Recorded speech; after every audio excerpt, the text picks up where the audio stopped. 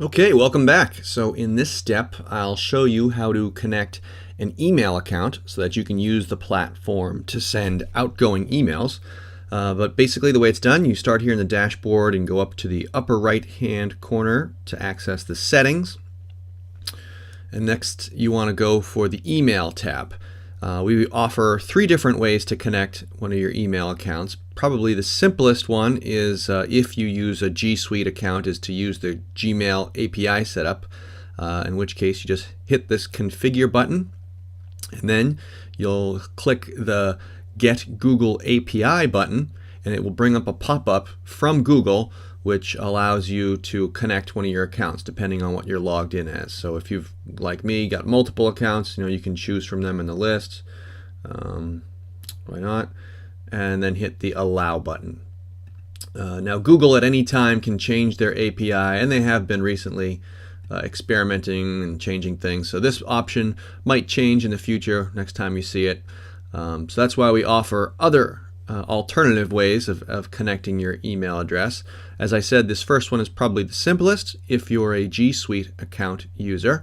But if you aren't, you can also use SMTP setup, which similarly you press the configure button and then we have some pull downs. Here's a pre-filled in. You can see if you're using a Google account, they tend to follow this format.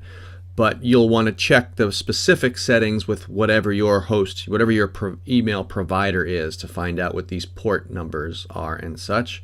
Enter in your email address and the password associated.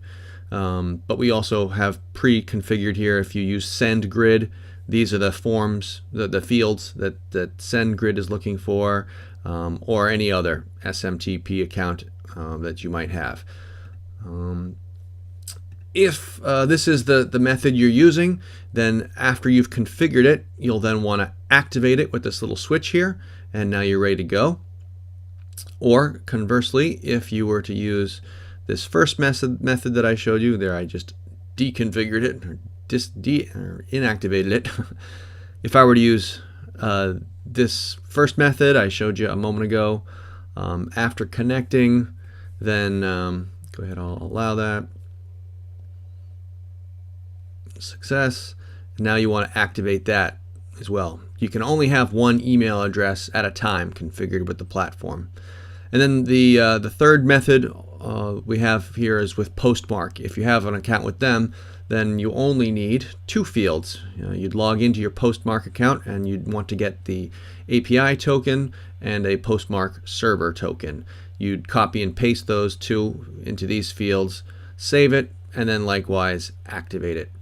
And now you're all set to go. You can send emails from the platform.